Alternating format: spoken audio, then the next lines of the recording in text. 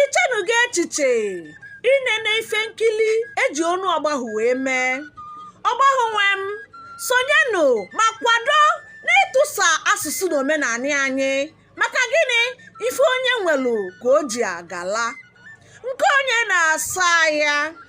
Ka anyị na-ewetara ya imilikiti ife ndị eji asụsụ ọgbahụ wee mee.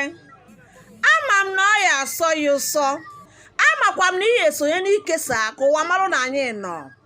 Akpọkwa n'ọbanyị mkpọkọlọ maka iji a wee kpoo ntụ. Ọgbahụ m ekene m unu. Sonyelu na anyị n'Ọgbahụ TV dịka anyị na-aga n'ihu na-egosipụta ife nkili eji ọnụ ọgbahụ wee mepụta.